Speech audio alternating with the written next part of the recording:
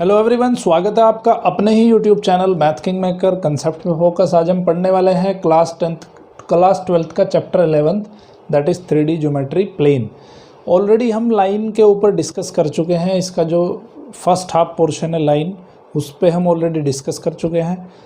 अगर आपने वो लेक्चर नहीं देखा है तो डिस्क्रिप्शन में मैं उसका लिंक दे दूँगा, पहले उस लेक्चर को जाके देखिए, तब ये लेक्चर आपको अच्छे से समझ आने वाला है। ठीक है, क्या इसके अंदर डिस्कस करेंगे हम? Equation of a plane.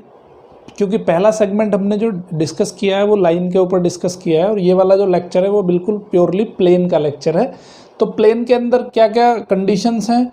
4 तरह की कंडीशन है। 4 कंडीशन के अंदर हम प्लेन का इक्वेशन फाइंड करने वाले हैं। ठीक है, क्या क्या वो कंडीशन है? जब प्लेन के ऊपर 1 पॉइंट एंड उसका नॉर्मल दिया हो। दूसरा कंडीशन है कि 3 नॉन कोलिनियर पॉइंट्स दिए होंगे। और तीसरा जो फॉर्म है प्लेन का वो है इंटरसेप्ट फॉर्म।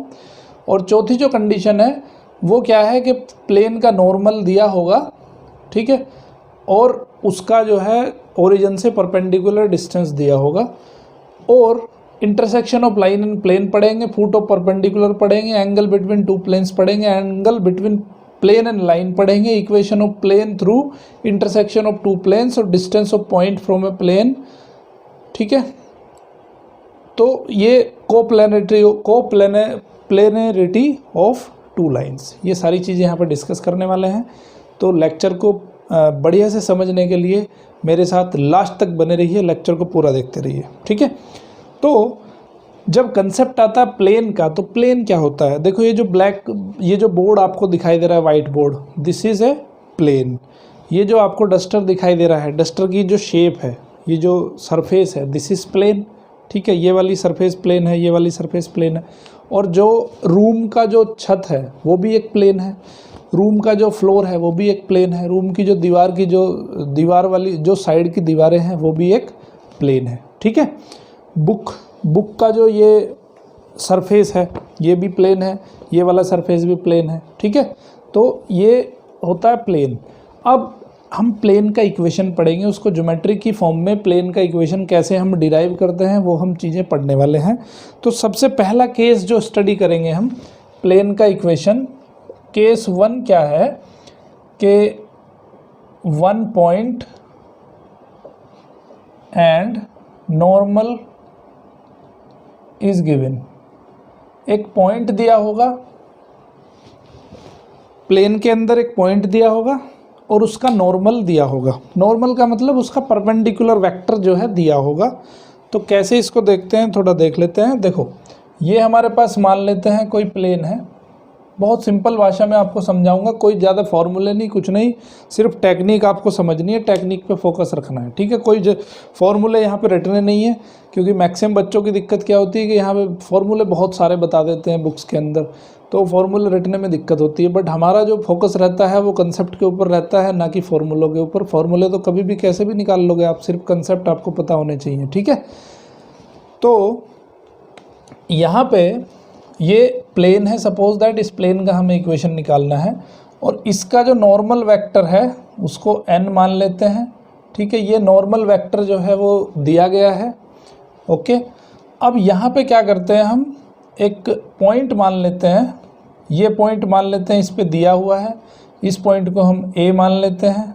ठीक है, इस पॉइंट को a मान लिया हमने, और एक पॉइंट हम यहाँ अपनी तरफ से मान लेते हैं r, जो कि XYZ है। ठीक है, ये पॉइंट क्या है? XYZ है। ओके, तो अब यहाँ पे एक चीज़ देखने वाली है, वो क्या है कि ये जो AR होगा, ठीक है, सिंपल सी चीज़ पढ़ेंगे, ज़्यादा डिफ़िकल्ट चीज़ नहीं पढ़ने वाले हम यहाँ पे। तो देखो, ये दिखने में लग रहा है कि नॉर्मल इधर है, बट ये नॉर्मल इधर नहीं है, नॉर्मल ये इधर है। ठीक है, ये इस प्लेन के परपेंडिकुलर है, ये वाला वेक्टर है जो बाहर की तरफ आपको नज़र आ रहा है। ठीक है, तो क्या ये वेक्टर जो है और AR वेक्टर दोनों एक दूसरे के परपेंडिकुलर होंगे? बिल्कुल होंगे। तो जब ये दोनों एक दूसरे के परपेंडिकुलर होंगे, तो हमने लास्ट चैप्टर जो वेक्टर अलजेब्रा पढ़ा है उसके अंदर क्या पढ़ा है कि अगर 2 वेक्टर परपेंडिकुलर होते हैं तो उनका डॉट प्रोडक्ट क्या होता है? 0 होता है। ठीक है, तो यहाँ पे हम क्या लिख सकते हैं कि ये जो ए आर वेक्टर है, A R vector is perpendicular to N vector. ठीक है बात, ए आर वेक्टर जो है एन वेक्टर के परपेंडिकुलर होगा। अब ए आर वेक्टर को कैसे लिख सकते हैं पोजीशन वेक्टर की फॉर्म में? पोजीशन वेक्टर की फॉर्म में इसको कैसे लिखा जा सकता है? अगर ये ए पॉइंट जो है ए वेक्टर को डिनोट कर रहा है, ए पॉइंट किसको डिनोट कर रहा है? ए वेक्टर को डिनोट कर रहा है, और आर पॉइंट जो है वो आर वेक्टर को डिनोट कर रहा है। ठीक है, तो यहाँ पे हम इसको कैसे लिख सकते हैं? आर का पोजीशन वेक्टर माइनस ए का पोजीशन वेक्टर। तो मैं इसको लिख सकता हूँ R vector minus A vector. ठीक है, और डॉट प्रोडक्ट किसके साथ करेंगे हम? एन वेक्टर के साथ। तो वो डॉट प्रोडक्ट कैसा हो जाएगा? 0 हो जाएगा। तो देखो सिंपल सा इक्वेशन आ गया हमारा प्लेन का। ठीक है, ये हो जाएगा उस प्लेन का इक्वेशन जिस पे एक पॉइंट गिवन हो और उसका नॉर्मल गिवन हो। अब हम इसको जो है, ये तो हो गई हमारी वेक्टर फॉर्म। अब हम इसको पढ़ लेते हैं कि भाई ये आपका सर्टेजियन फॉर्म में कैसे लिखा जाएगा इसको। तो सर्टेजियन फॉर्म में कैसे लिखेंगे इसको? आर को मान लेंगे हम। आर वेक्टर क्या हो जाएगा? X I plus Y J plus Z K. ये तो हो जाएगा आपका R vector, sorry R vector. A vector क्या हो जाएगा? ए वेक्टर हो जाएगा आपका, मान लेते हैं ए आई नहीं, इसको मान लो आप, इसको मान लो x1 y1 और z1।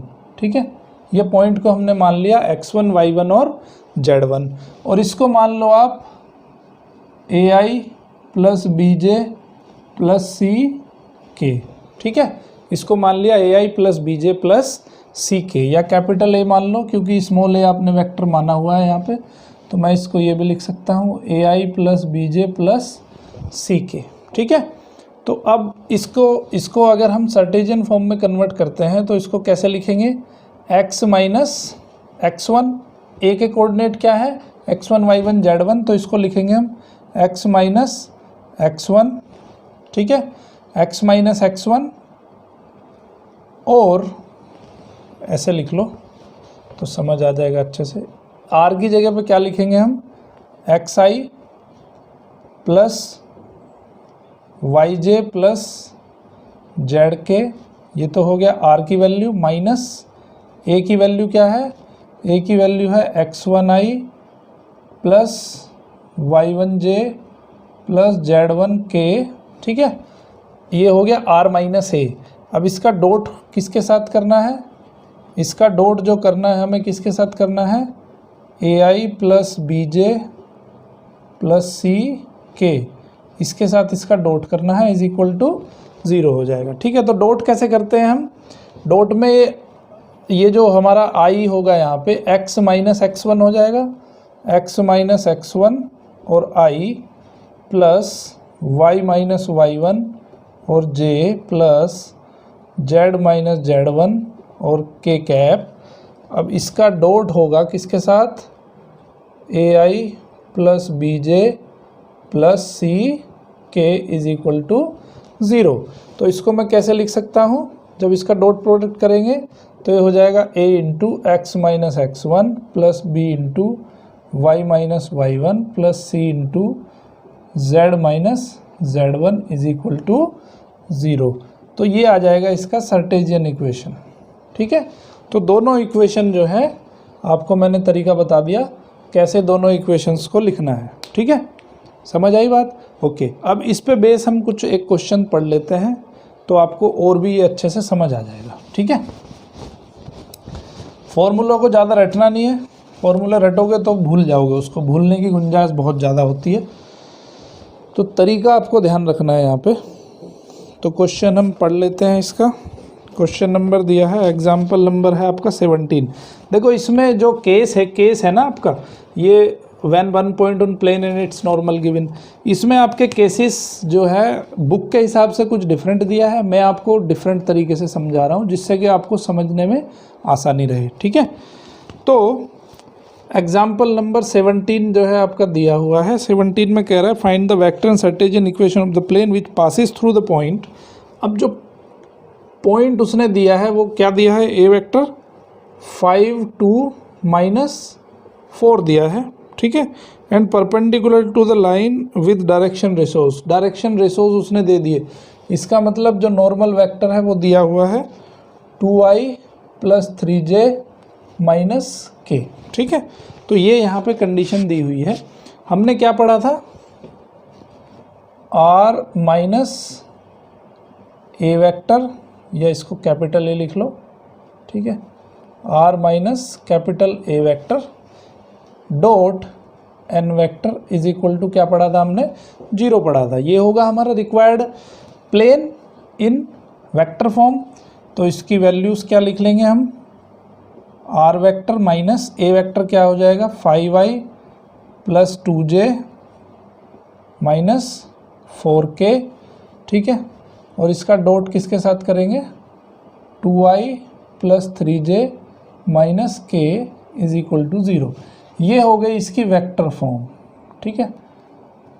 ये हो गया आपका रिक्वायर्ड प्लेन जो हमें फाइंड करना है। अब हम इसकी सर्टेजियन फॉर्म निकालेंगे। तो सर्टेजियन फॉर्म कैसे होगी, आप r की जगह पे क्या रखोगे, xi + yj + zk रखोगे। तो ये हो जाएगा आपका, मैं डायरेक्टली लिख देता हूँ, x - 5i + y - 2j, और यहाँ पे माइनस माइनस हो जाएगा आपका प्लस, तो ये हो जाएगा प्लस z + 4k z + 4 हो जाएगा, यहाँ पे आ जाएगा k, और इसका डॉट हम कर देंगे किसके साथ, 2i + 3j - k is equal to 0, ठीक है। देखो आपको फॉर्मूले ऐसे रटने की ज़रूरत नहीं है कि आपको वेक्टर फॉर्म भी रटना है और आपको सर्टेजियन फॉर्म भी रटना है। इस तरह से कर सकते हो। बोर्ड के एग्ज़ाम में भरपूर टाइम मिलता है क्वेश्चन करने का, ठीक है। तो शॉर्टकट के चक्कर में नहीं रहना है। शॉर्टकट का भी टाइम आएगा जब आप JEE वगैरह में या किसी कॉम्पिटिटिव एग्ज़ाम में प्रिपेयर करते हो, तो तब वहाँ पे शॉर्टकट तरीके सीखने हैं, ठीक है। But in terms of your board exam shortcut ना ही सीखें तो अच्छा है, सीख लेते हैं तो बहुत बढ़िया है। लेकिन अगर शॉर्टकट सीखोगे तो उसमें जो है भूलने की गुंजाइश ज़्यादा रहती है। बट आपको बेसिक तरीका भी याद होना चाहिए कि बेसिकली हमने उसको कैसे इवॉल्व किया है, कैसे उसको डेवलप किया है। तो यहाँ पे इसको जब हम डॉट प्रोडक्ट करेंगे तो आ जाएगा x - 5 × 2 + y - 2 × 3 + z + 4 × -1, ये -1 हो जाएगा इज इक्वल टू 0, ठीक है। जब आप इक्वेशन सोल्व कर लोगे तो आंसर कुछ इस तरह आ जाएगा। मैं डायरेक्टली लिख देता हूँ, 2x + 3y - z is equal to 20, ठीक है। तो बड़ा सिंपल तरीका है, इस क्वेश्चन को करने का आसानी से हो जाएगा, ठीक है। ओके, तो ये हुआ आपका केस 1। अब हम स्टडी करेंगे केस 2। केस 2 कैसा केस है, जिसमें आपको 3 नॉन कोलिनियर पॉइंट दिए होंगे। तो अब ये यहाँ पे एक स्पेशल चीज़ कह रहा है, नॉन कोलिनियर पॉइंट्स। तो नॉन कोलिनियर पॉइंट ही क्यों लिए उसने, केस 2 के अंदर क्या है, 3 नॉन कोलिनियर पॉइंट्स। प्लेन के ऊपर आपको 3 नॉन कोलिनियर पॉइंट्स गिवन होंगे, ठीक है। Non collinear points are given. Non collinear का मतलब क्या होता है, पहले कोलिनियर नॉन कोलिनियर समझ लो। कोलिनियर का मतलब होता है कि तीनों पॉइंट जो है एक ही लाइन में होंगे, ठीक है। तो तीनों पॉइंट अगर एक ही लाइन में होंगे तो ऐसे पॉइंट से होके कितने प्लेन गुजर सकते हैं, कोई आइडिया है आपको? देखो, जैसे मान लो ये बाइंडिंग है इसकी, तो बुक की बाइंडिंग को हम मान लेते हैं ये 3 कोलिनियर पॉइंट, ये 3 कोलिनियर पॉइंट कहीं यहाँ पे हो जाते हैं। अब मुझे थोड़ा ये बताओ कि इस कोलिनियर पॉइंट से होकर कितने सारे प्लेन गुजर सकते हैं। हर एक पेज इससे होकर गुजर सकता है, ठीक है। ये भी प्लेन हो गया, ये भी प्लेन हो गया, ये भी प्लेन हो गया, जो इसी पॉइंट से होकर गुजर रहा है। सो यहाँ पे हम कोई फिक्स नहीं बता सकते, यहाँ पे नंबर ऑफ इनफाइनाइट प्लेन हो जाएंगे। इसीलिए हमने क्या किया है, नॉन कोलिनियर पॉइंट वाला प्लेन निकालना है हमें, ठीक है। कोलिनियर पॉइंट वाला प्लेन जो है वो उसके नंबर ऑफ प्लेन हो जाएंगे इनफाइनाइट, उसका कोई लिमिट नहीं होता, ठीक है। तो बड़ा इसका भी तरीका बड़ा ही सिंपल है, बहुत सिंपल तरीके से आपको समझाऊंगा। मान लेते हैं कि ये प्लेन दे दिया कोई आपका, ओके।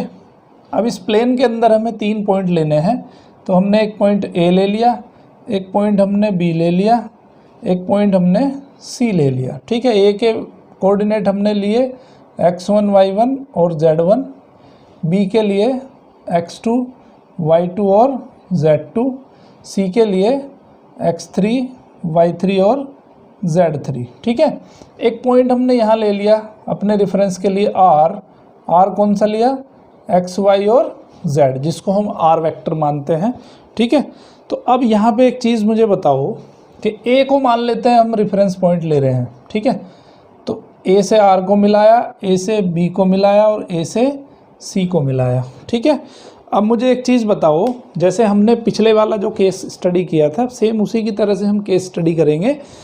तो अगर मैं इस प्लेन के नॉर्मल एक वेक्टर ले लूँ, ठीक है, इस प्लेन के नॉर्मल एक वेक्टर ले लूँ, तो वो जो नॉर्मल वेक्टर होगा वो किसके अलोंग होगा भाई। अगर ये जो 2 वेक्टर हैं हमारे इस प्लेन के अंदर से कोई भी 2 वेक्टर उठा लूँ, उनका मैं अगर क्रॉस प्रोडक्ट कर देता हूँ तो वो क्रॉस प्रोडक्ट क्या होगा, इस प्लेन के नॉर्मल होगा, क्योंकि कभी भी 2 वेक्टर का क्रॉस प्रोडक्ट करते हैं तो वो दोनों के परपेंडिकुलर होता है, ठीक है। तो अब ये ए बी और ए सी अगर मैं 2 वेक्टर ले लूँ, उनका क्रॉस प्रोडक्ट कर दूँ, तो वो किसके बराबर आएगा, इस प्लेन के नॉर्मल के बराबर आएगा, है ना। तो अब वो जो नॉर्मल होगा और ये जो आर ए वेक्टर होगा, क्या ये दोनों एक दूसरे के परपेंडिकुलर होंगे, बिल्कुल होंगे। तो जब ये दोनों एक दूसरे के परपेंडिकुलर हो जाएंगे तो इनका डॉट प्रोडक्ट कैसा होगा, 0 हो जाएगा। बस यहीं से हमारी इक्वेशन निकल जाती है, ठीक है। तो हमने क्या देखा कि A R is perpendicular to A B cross A C, ठीक है। जो ए आर वेक्टर होगा वो परपेंडिकुलर होगा ए बी वेक्टर के और ए सी वेक्टर के क्रॉस प्रोडक्ट के, ठीक है।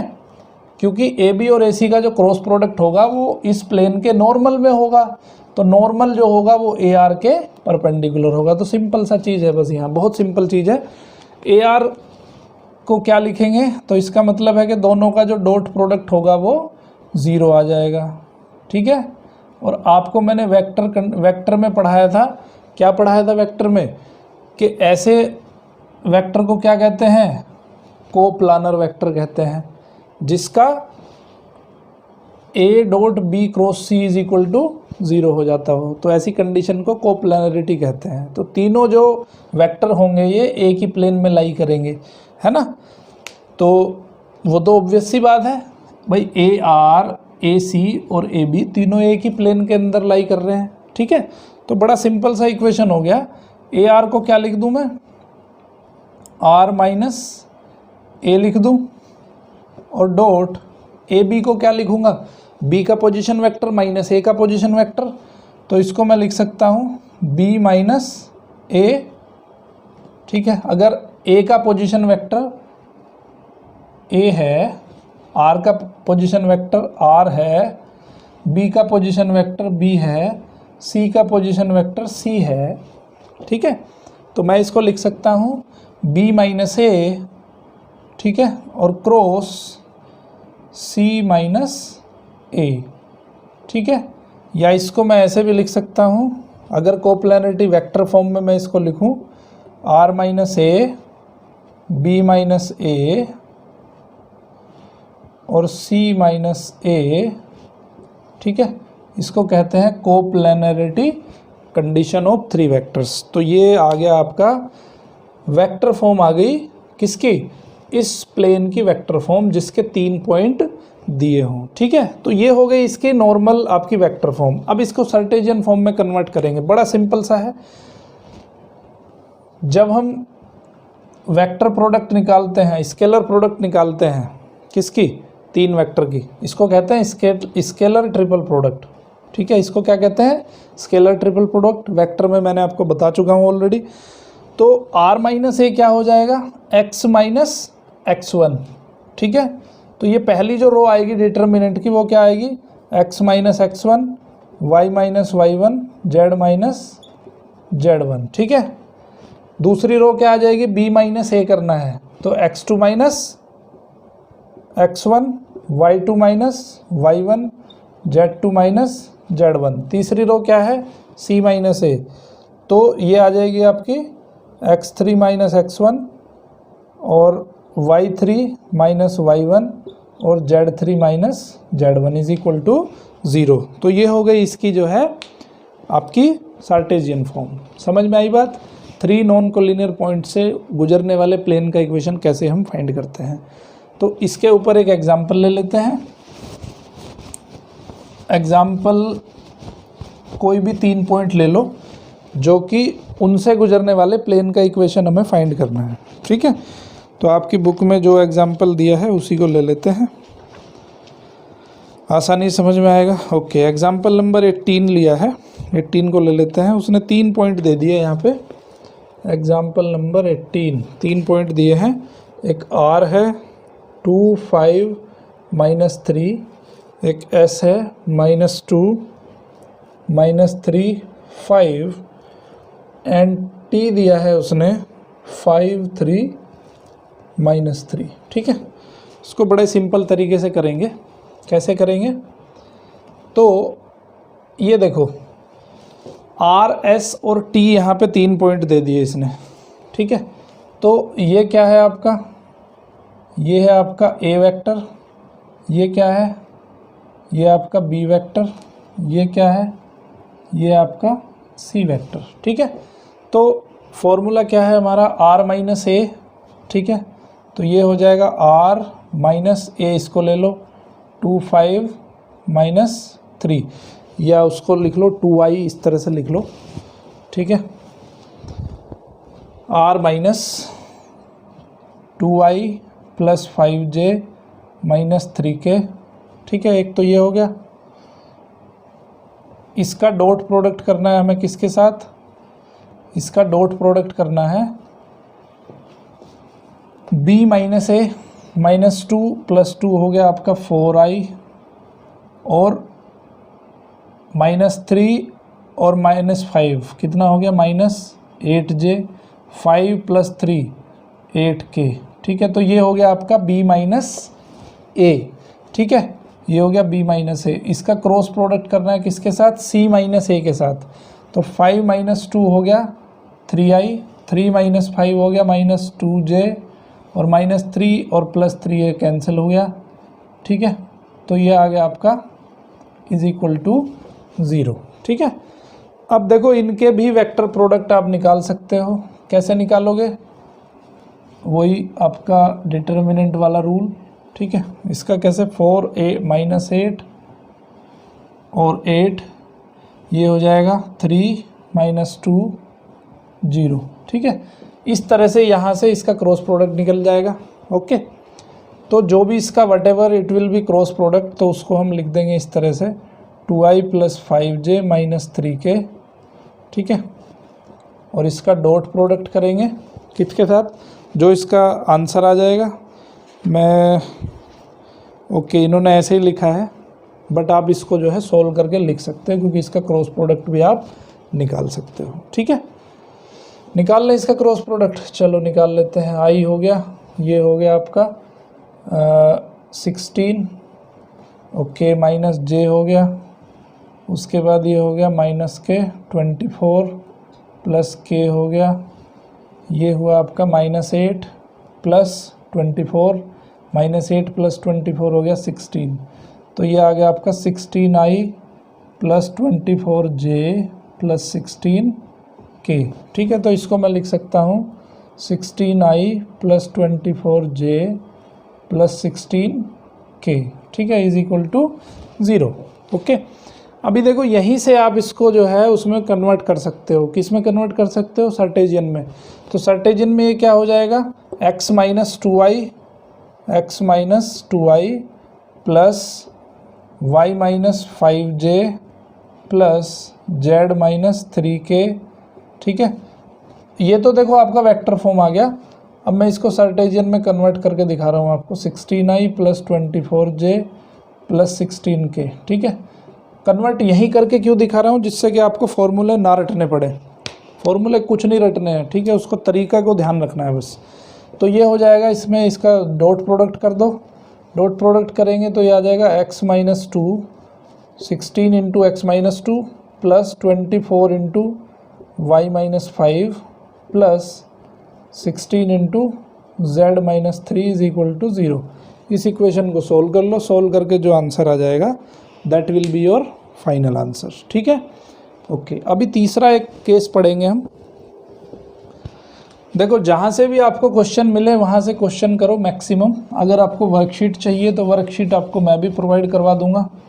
ठीक है, मुझे बताओ कि सर इतनी वर्कशीट मुझे चाहिए, जिससे कि आपकी जो है प्रैक्टिस हो जाएगी। अभी हम पढ़ेंगे नॉर्मल का इंटरसेप्ट फॉर्म। इंटरसेप्ट फॉर्म आपने जो है उसमें भी पढ़ा था स्ट्रेट लाइन के अंदर, तो यहाँ भी उसी तरह का कुछ फॉर्म हम पढ़ने वाले हैं, उसको इससे कोरिलेट कर सकते हो। ठीक है, इंटरसेप्ट फॉर्म में क्या है, बड़ा सिंपल सा चीज़ है। क्या सिंपल चीज़ है, ये आपके 3 एक्सिस हैं, ये एक्स एक्सिस, ये वाई एक्सिस और ये जेड एक्सिस। तो हम एक्स एक्सिस पे एक पॉइंट ले लेते हैं A0 0, जेड एक्सिस पे पॉइंट ले लेते हैं B0 0 और जेड एक्सिस पे पॉइंट ले लेते हैं 0 0 C। एक्स एक्सिस पे हमने पॉइंट ले लिया A0 0, वाई एक्सिस पे B0 0, जेड एक्सिस पे 0 0 सॉरी ये हो जाएगा आपका 0 B0 0 B0। ठीक है, इसका मतलब क्या है कि ये डिस्टेंस आपकी A है, ये डिस्टेंस B है, ये डिस्टेंस C है। ठीक है, अब कोई प्लेन है जो एक्स एक्सिस पे A डिस्टेंस इंटरसेप्ट करता है। इंटरसेप्ट फॉर्म का मतलब क्या है कि एक्स एक्सिस पे A डिस्टेंस इंटरसेप्ट करता है, एक्स एक्सिस पे A डिस्टेंस कट करता है, वाई एक्सिस पे B डिस्टेंस कट करता है, जेड एक्सिस पे C डिस्टेंस कट करता है। तो इस तरह का कोई प्लेन यहाँ पे बन जाता है। ठीक है, इस तरह का एक प्लेन यहाँ पे बन गया। तो अब इस प्लेन का हमें इक्वेशन फाइंड करना है। देखो, बड़ा सिंपल है, जो हमने अभी पीछे पढ़ा है। ये जो तीनों पॉइंट हैं वो प्लेन के ऊपर लाई करते हैं, है ना। तो तीनों पॉइंट जब प्लेन के ऊपर लाई करेंगे तो ऐसे प्लेन का इक्वेशन क्या हो जाता है, अभी अभी जस्ट हमने पढ़ा है, x माइनस ये वाले पॉइंट क्या हो जाएंगे आपके x1 y1 और z1 हो जाएंगे। ये पॉइंट हो जाएंगे x2 y2 और z2 और ये पॉइंट हो जाएंगे x3 y3 और z3। ठीक है, अब हमने क्या पढ़ा है, ऐसे प्लेन का इक्वेशन x माइनस x1 और y minus y1 z minus z1। अब x2 माइनस x1 क्या हो जाएगा, minus a, b minus 0 b हो जाएगा और 0 माइनस 0 0। x3 माइनस x1, तो x3 माइनस x1 हो जाएगा माइनस a और 0 और c। ठीक है, तो इज इक्वल टू 0। ये हो जाएगा प्लेन का इक्वेशन अभी पिछले वाले फॉर्मूले से। अब इसको एक्सपेंड कर लो। एक्सपेंड करने के बाद क्या देखोगे, x minus a first row के अलोंग एक्सपेंड कर लो, x माइनस a के अलोंग एक्सपेंड किया तो यहाँ पे आ जाएगा BC। ठीक है, माइनस y करो, इसके अलोंग एक्सपेंड करेंगे तो ये आ जाएगा माइनस AC। ठीक है, अब इसके अलोंग एक्सपेंड करेंगे तो ये आ जाएगा AB, ZAB is equal to 0। Okay, अब इसको ओपन कर लो तो ये हो जाएगा XBC minus ABC plus YAC plus ZAB is equal to 0। ABC को उधर ले जाओ उठा के, तो ये हो जाएगा XBC plus YAC plus ZAB is equal to ABC। अब दोनों साइड को ABC से डिवाइड कर दो तो नीचे बचेगा x upon a, y upon b, z upon c is equal to 1। ऐसा ही कुछ आपने इंटरसेप्ट फॉर्म पढ़ा था इक्वेशन ऑफ लाइन का 2 डायमेंशन के अंदर, x upon a plus y upon b is equal to 1। तो यहाँ उससे भी इसको कोरिलेट कर सकते हैं। ठीक है, बड़ा ही सिंपल सा है। ओके, अब एक इस पे बेस्ड एक क्वेश्चन पढ़ लेते हैं। देखो, क्वेश्चन भी इस पे बेस्ड बहुत ही सिंपल सा होगा, इंटरसेप्ट फॉर्म दी होगी उसने। ठीक है, उसने इंटरसेप्ट दिए होंगे एक्स एक्सिस, वाई एक्सिस और जेड एक्सिस पे, आपको इक्वेशन फाइंड करनी है। तो find the equation of a plane, इस पे बेस्ड है एग्जांपल नंबर 19 में कह रहा है कि भाई इंटरसेप्ट जो है 2 और 3 और 4 दिया है उसने, X Y and Z axis पे इतने इंटरसेप्ट है। प्लेन का इक्वेशन बताओ, x/2 y/3 z/4 is equal to 1। इसको सोल्व कर लेना, सोल्व करके जो आंसर आएगा that will be equation of plane. 12 इसका एलसीएम आ जाएगा, तो हो जाएगा 6x + 4y + 3z is equal to 12।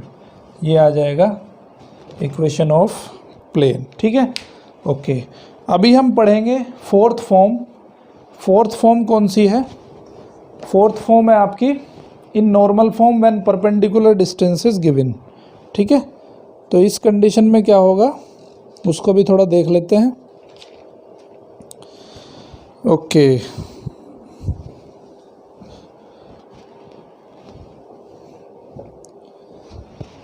तो केस 4 अब स्टडी करने वाले हैं।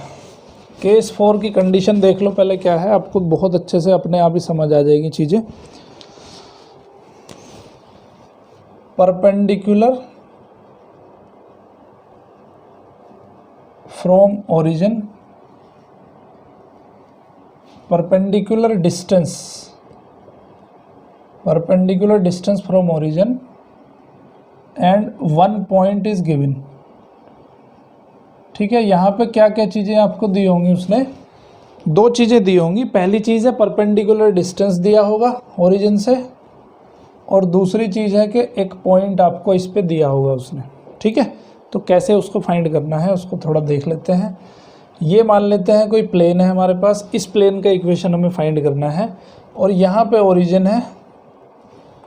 है ये 0 0 0, इससे इसका डिस्टेंस जो है वो गिवन है। ठीक है, ये प्लेन है, प्लेन का डिस्टेंस यहाँ से गिवन है। ठीक है, ओके। तो अब क्या करते हैं, हम यहाँ पे एक पॉइंट मान लेते हैं, और हमेशा की तरह जैसे हम पॉइंट मानते आए हैं एक्स वाई जेड। ठीक है, तो हम यहाँ पे एक पॉइंट हमने मान लिया एक्स वाई जेड, और इस जो है फूट है, इस फूट को हमने मान लिया P। ठीक है भाई, ये यहाँ पे ये तो प्लेन हो गया, और ये जो है परपेंडिकुलर डिस्टेंस है ओरिजिन यहाँ पे है मान लेते हैं। तो ओरिजिन से इस प्लेन का जो है परपेंडिकुलर डिस्टेंस दिया गया है। ठीक है, परपेंडिकुलर डिस्टेंस हमें पता है। तो अब मुझे ये बताओ, ये जो OP होगा, और दूसरी चीज़ है कि नॉर्मल भी दिया है। ये जो नॉर्मल इस पे ड्रॉ कर रहे हैं हम, प्लेन पे जो नॉर्मल ड्रॉ कर रहे हैं, नॉर्मल का इक्वेशन भी दिया है आपको। ठीक है, तो यहाँ पे क्या है, 2 चीज़ें आपको दे रखी हैं, 2 चीज़ें दी है इसने। ठीक है, पहली दी है आपको equation of a plane perpendicular to a given vector and passing through a given point. Okay, normal form में इक्वेशन हमें फाइंड करनी है। ठीक है, तो इसमें देखो क्या है, सिंपल सा कंसेप्ट है हमारे पास। एक सिंपल सा कंसेप्ट क्या है कि ये P तो इस प्लेन के ऊपर ही है ना, तो P इस प्लेन के ऊपर है, तो अगर PR को हम मिला दें, PR को अगर मिला दें, ठीक है, तो PR vector will be perpendicular to, ये नॉर्मल वेक्टर है, नॉर्मल वेक्टर उसका दे रखा है ना, नॉर्मल वेक्टर उसका दिया हुआ है।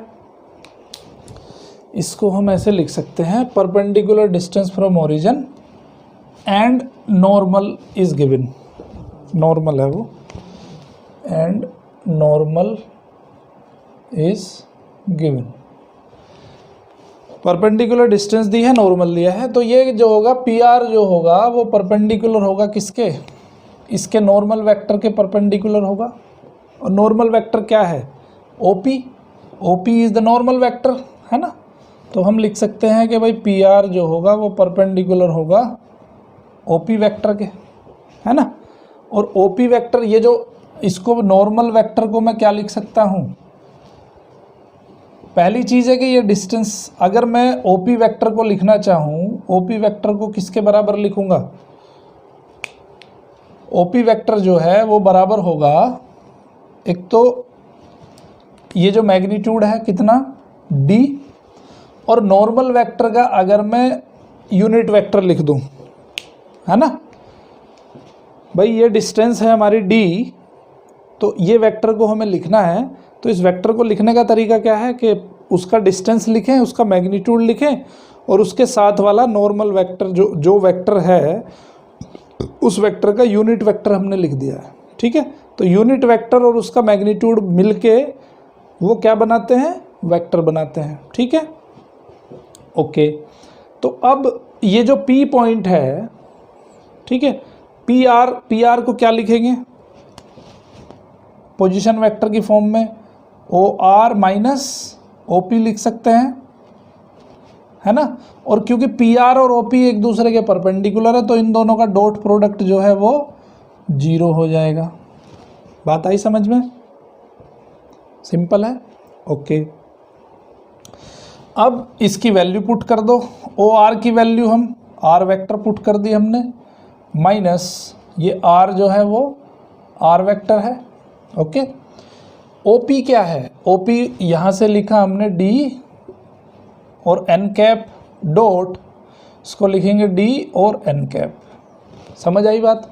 अब ये डी कैसा है, ये कांस्टेंट है तो ये तो उधर 0 अपॉन में पहुँच जाएगा, है ना। तो क्या बचेगा यहाँ पे, R vector minus D N cap dot N cap is equal to 0। अब क्या करेंगे, इसका डॉट प्रोडक्ट कर देंगे, तो R vector dot N cap minus D और N cap dot N cap is equal to 0। ये यूनिट वेक्टर है तो डॉट किसके बराबर लिखते हैं, दो वेक्टर का, अगर सेम वेक्टर का डॉट प्रोडक्ट किसके बराबर होता है, 1 के बराबर होता है। ठीक है, क्योंकि A dot B is equal to A B cos theta, है ना। और ए डॉट ए क्या हो जाएगा, ए कोस 0 की वैल्यू 1 होती है। अब ये अगर यहाँ पे जो है यूनिट वेक्टर होगा तो उसका मैग्नीट्यूड कितना होगा, 1 होगा, इसका मैग्नीट्यूड 1 होगा, ये वैल्यू 1 हो जाएगी, तो आंसर कितना आएगा, 1 आएगा। ठीक है, तो यहाँ पे N cap dot N cap को हम क्या लिख सकते हैं, 1 लिख सकते हैं। तो इस तरह से ये फॉर्मूला बन गया हमारा R dot N cap is equal to D. ठीक है, तो यहाँ पे आपको दो चीज़ें गिवन होंगी। पहली चीज़ जो गिवन है वो है आपका नॉर्मल, दूसरी चीज़ जो गिवन है आपको वो है ओरिजिन से उस प्लेन का डिस्टेंस। ठीक है, तो ये कौन सा फॉर्मूला हुआ हमारा, ये हुआ हमारा वेक्टर फॉर्मूला। ठीक है, वेक्टर रिप्रेजेंटेशन प्लेन का। अब इसको हम अगर लिखना चाहें किसमें, सर्टेजियन फॉर्म में। ठीक है, तो सर्टेजियन फॉर्म में इसको कैसे लिखेंगे हम, देखो यहाँ पे एन कैप लिखा है मैंने, एन कैप का मतलब क्या होता है वो समझ लो पहले। एन कैप का मतलब होता है एन वेक्टर अपॉन एन का मैग्नीट्यूड। ठीक है, तो यहाँ पे क्या लेना पड़ेगा हमें, अगर हमने यूनिट वेक्टर लिया है तो देखो, अगर एन के अंदर हमने लिखा है कि ए x A I plus B J plus C के, ठीक है, अगर एन वेक्टर हमारा ये है तो एन कैप वेक्टर क्या हो जाएगा, एन कैप वेक्टर क्या हो जाएगा, ए अपॉन एन वेक्टर का magnitude plus B upon N vector का magnitude plus C upon N vector का मैग्नीट्यूड और के कैप, ये हो जाएगा। ठीक है, तो इनको क्या कहेंगे हम, इनको कहेंगे हम डायरेक्शन कोसाइन। ठीक है, अभी तक ये क्या था, डायरेक्शन रेशोस थे, इनको क्या कहते हैं हम, डायरेक्शन रेशोस कहते हैं। लेकिन जब ये उस वेक्टर के मैग्नीट्यूड से इसको डिवाइड कर देते हैं तो वो क्या बन जाता है, डायरेक्शन कोसाइन बन जाता है। चैप्टर के बिल्कुल स्टार्टिंग में मैंने आपको समझाई थी ये चीज़ें। तो यहाँ पे जो एन कैप हम लिखेंगे, ठीक है, एन कैप क्या हो जाएगा, तो एन कैप की जो वैल्यू होगी वो डायरेक्शन कोसाइन के रूप में अगर हम इसको लिखें तो L I plus M J plus N K. ठीक है, तो इसको हम क्या लिख सकते हैं, आर को लिखेंगे हम X I plus Y J plus Z K, और इसका डॉट किसके साथ करेंगे, L I plus M J plus N K साथ इसका डॉट करेंगे और इज इक्वल टू हो जाएगा ये डी के बराबर। ठीक है, तो यहाँ से डॉट प्रोडक्ट कर देते हैं इसका, तो क्या बनेगा, L X plus M Y plus N Z is equal to D. तो ये यहाँ से बन गया आपका कौन सा फॉर्मूला, ये बन गया कार्टेशियन फॉर्मूला। ठीक है, कार्टेशियन फॉर्म ऑफ प्लेन, ये केस नंबर 4 था। ओके, तो इस तरह से ये चारों केस हमने यहाँ पे डिस्कस करे। अब हम इस केस के ऊपर एक क्वेश्चन डिस्कस कर लेते हैं। ठीक है, देखो अगर फॉर्मूले याद करने बैठोगे तो बहुत सारे फॉर्मूले हो जाएंगे, इसलिए मेरा तो यही एडवाइस रहता है हमेशा कि फ़ॉर्मूलों पे ज़्यादा ध्यान नहीं देना है, आपको कंसेप्ट को पकड़ना है, तो कभी भी आप लाइफ में भूलोगे नहीं उसको। तो अभी इस पे बेस्ड हम कुछ क्वेश्चन पढ़ लेते हैं। ठीक है, एग्जाम्पल नंबर 13 दिया है उसने। 13th एग्जाम्पल क्या कहता है, find the vector equation of the plane which is an distance of, देखो सिंपल डी दे दिया उसने 6/29 under root from the origin and it's normal vector. N vector जो दिया है उसने वो दिया है 2i minus 3j plus 4k। तो हमारा फॉर्मूला क्या होता है, r dot N cap is equal to D. N cap निकाल लो, तो यहाँ से हो जाएगा r डॉट एन कैप क्या हो जाएगा 2i minus 3j plus 4k और अपॉन 4 प्लस 9 प्लस 16 का अंडर रूट, ये हो जाएगा एन कैप। वेक्टर अपॉन उसका magnitude is equal to d हो जाएगा 6/29 का अंडर रूट। तो ये हो गया r डॉट, इसका जो है कितना आ गया 16 प्लस 4 प्लस 9 29 हो गया ये। तो ये आ गया 2i minus 3j plus 4k upon 29 under root is equal to 6/29 under root. ठीक है, तो ये हो गया आपका जो है वेक्टर फॉर्म। ठीक है, ये हो गई वेक्टर फॉर्म। इसी तरह से आप इसकी कार्टेशियन फॉर्म भी निकाल सकते हो। ओके, चलो अब एग्जांपल नंबर 14 पढ़ लेते हैं। इसी तरह बिल्कुल सिंपल चीज़ों पे सिंपल कंसेप्ट पे बेस्ड क्वेश्चंस हैं। एग्जांपल नंबर 14 क्या है, find the direction cosine of the unit vector. देखो पहले वो लिख लेते हैं plane 6i minus 3j minus 2k और plus 1 is equal to 0 passing through the origins. Find the direction cosines of the unit vector perpendicular to the plane. देखो यहाँ पे थोड़ा सा फ्लैशबैक में जाते हैं। यहाँ पे पूछ रहा है कि इस वेक्टर को निकालना है हमें। ठीक है, यूनिट वेक्टर बताना है ना। Find the direction cosines of the unit vector. देखो डायरेक्शन कोसाइंस बतानी है, डायरेक्शन कोसाइंस बतानी है, यानी कि एल एम और एन की वैल्यू बतानी है आपको। ठीक है, तो इसकी डायरेक्शन कोसाइंस बतानी है हमें। तो सबसे पहले क्या करेंगे, हम इसको स्टैंडर्ड फॉर्म में कन्वर्ट कर लेंगे। स्टैंडर्ड फॉर्म में कैसे कन्वर्ट करेंगे देख लेते हैं। आर डॉट, सबसे पहले इसको जो ये 1 लिखा है आपका, इस 1 को उधर लेके जाते हैं। 6i minus 3j minus 2k is equal to -1। ठीक है, अब उधर क्या होना चाहिए, स्टैंडर्ड फॉर्म में माइनस लिखा है तो इस माइनस को हम इधर लेके आ जाते हैं। माइनस से मल्टीप्लाई कर दो दोनों तरफ, तो ये क्या हो जाएगा r dot minus 6i plus 3j plus 2k is equal to 1। ठीक है, अब क्या करो, यहाँ पे इसको जो है स्टैंडर्ड फॉर्म में कन्वर्ट करो। स्टैंडर्ड फॉर्म में कैसे कन्वर्ट करेंगे, इसके जो मैग्नीट्यूड होगा उससे डिवाइड करो। तो मैग्नीट्यूड कितना 36 प्लस 9 प्लस 4 अंडर रूट, ये हो जाएगा 6i plus 3j plus 2k। हमने क्या करा, दोनों तरफ हमने इसके मैग्नीट्यूड से डिवाइड कर दिया। तो ये कितना मैग्नीट्यूड है 36 प्लस 9 हो गया 45, 45 प्लस 4 49, 49 का अंडर रूट 7 आ गया। हमने दोनों तरफ क्या किया 1/7 से डिवाइड कर दिया। डिवाइड क्यों करा, क्योंकि जिससे ये स्टैंडर्ड फॉर्म में कन्वर्ट हो जाए, डायरेक्शन कोसाइंस की फॉर्म में आ जाए।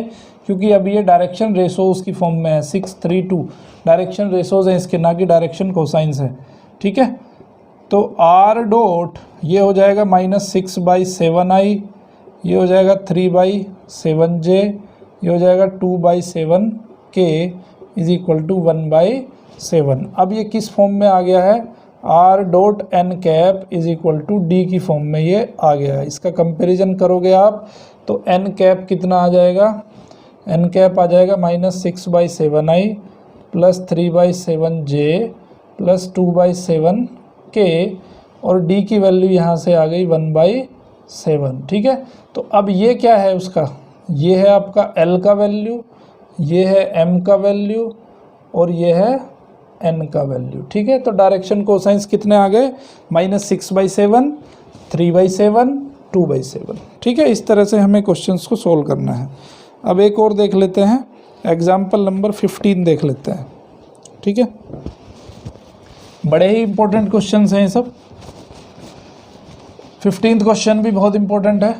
15th क्वेश्चन क्या है, find the distance of the plane. अब देखो उसने एग्जाम्पल नंबर 15 में प्लेन दे दिया आपको किस फॉर्म में, कार्टेशियन फॉर्म में दिया है, 2x - 3y plus 4z - 6 is equal to 0। ठीक है, तो अभी सबसे पहले हमें इसे किस में कन्वर्ट करना है। देखो हमने जो कार्टेशियन फॉर्म पढ़ी थी हम, तो उसको क्या पढ़ा था हमने, Lx + My + Nz is equal to d। तो यहाँ पे हमें d फाइंड करना है, d हमें फाइंड करना है। तो d फाइंड करने का तरीका क्या है, सबसे पहले तो 6 को उधर लेके जाओ, 2x - 3y plus 4z is equal to 6। ठीक है, अब क्या करेंगे हम, देखो ये क्या है, ये ABC है ना कि LMN। तो ABC है तो LMN कैसे फाइंड करते हैं, L किसके बराबर होता है, L होता है A/, सबसे पहले पढ़ा था हमने डायरेक्शन कोसाइंस जब पढ़ाए थे मैंने आपको, M होता है B/A² + B² + C² का अंडर रूट, N होता है C/A² + B² + C² का अंडर रूट। ठीक है, तो यहाँ से L की वैल्यू, पहले हम इसको Lx + My + Nz की फॉर्म में कन्वर्ट करेंगे तो हमें क्या करना पड़ेगा, A² B² C² के अंडर रूट से दोनों तरफ डिवाइड करना पड़ेगा।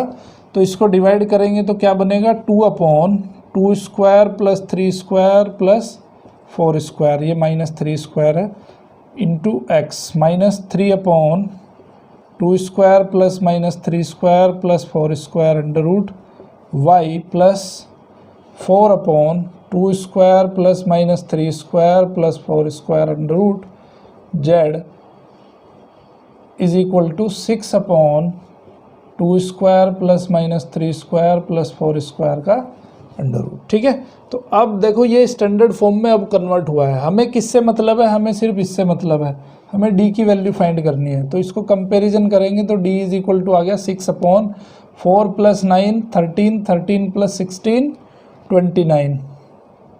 तो यहाँ पे हमने फाइंड कर दिया कि उसकी जो ओरिजिन से डिस्टेंस है प्लेन की वो कितनी है, 6/29। ठीक है, ओके। अब देखो अगर बहुत इंपॉर्टेंट क्वेश्चन मैं आपको पढ़ाने जा रहा हूँ, लगभग हर बोर्ड एग्ज़ाम में आता है, हर बोर्ड एग्ज़ाम में पूछा जाता है और कॉम्पिटिटिव एग्ज़ाम्स के अंदर भी ये क्वेश्चन पूछा जाता है। ठीक है, तो उसको कैसे करना है वो तरीका मैं बता देता हूँ। फुट ऑफ द परपेंडिकुलर, ठीक है, foot of the perpendicular from origin. अगर किसी प्लेन के ऊपर, ये कोई प्लेन है, ठीक है, इस प्लेन के ऊपर अगर हम कोई परपेंडिकुलर डालते हैं, कहाँ से डालते हैं, ओरिजिन से डालते हैं। ये पॉइंट यहाँ पे दिया हुआ है 0 0 0।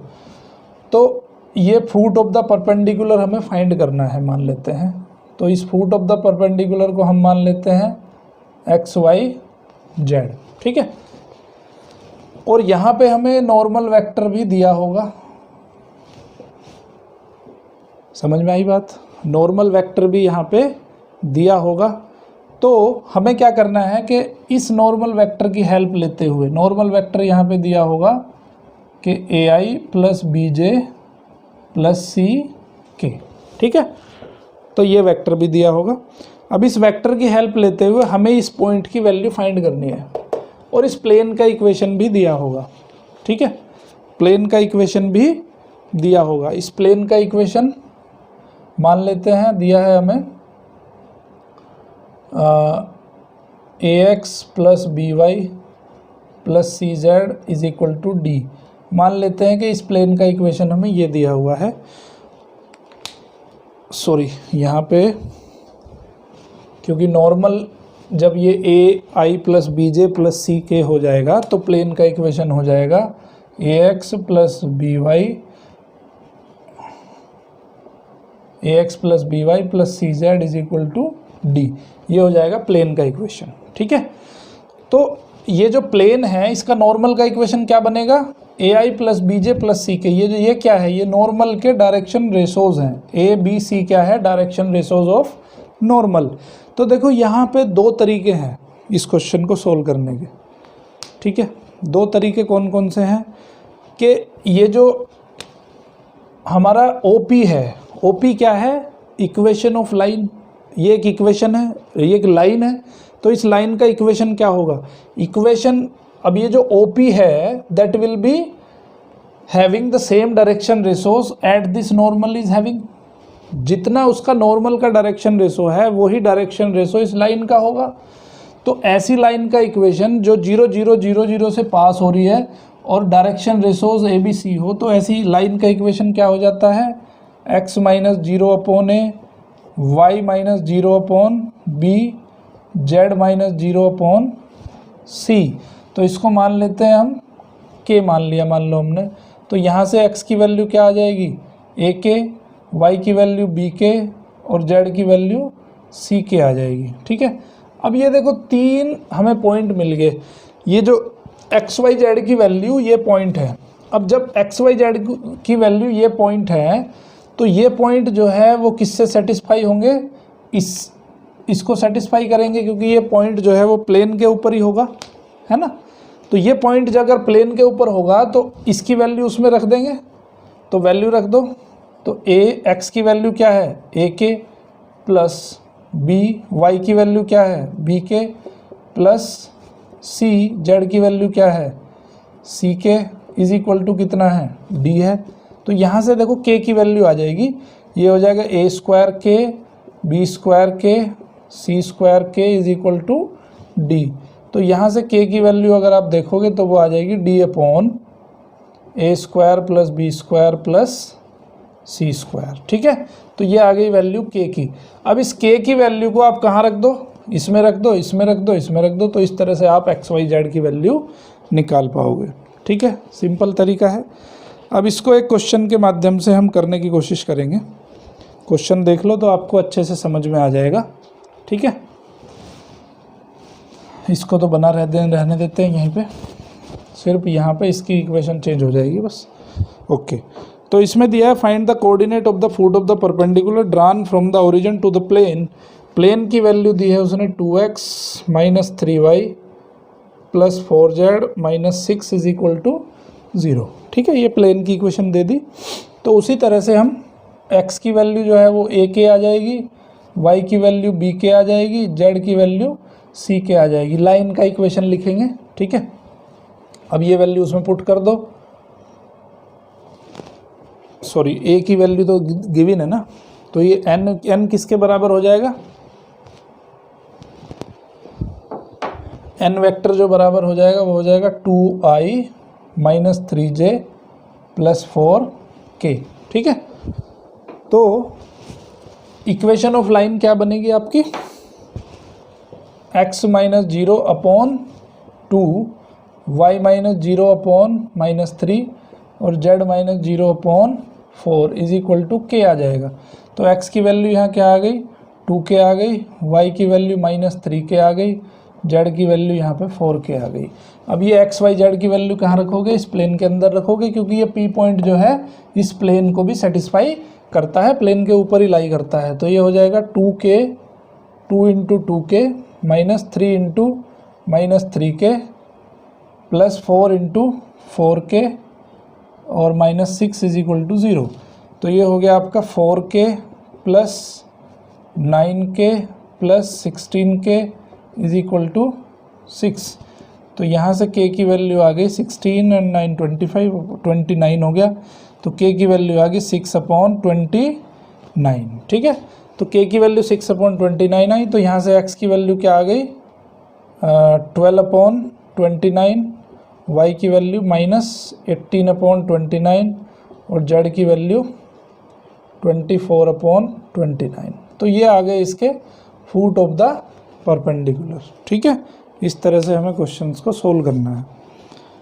समझ में आई बात? ओके। हाँ, तो उसके बाद में अभी क्या बचता है, इसके बाद अब टॉपिक पढ़ेंगे हम equation of a plane passing through, ये पढ़ चुके हैं हम। ओके, उसके बाद क्या बच गया आपका,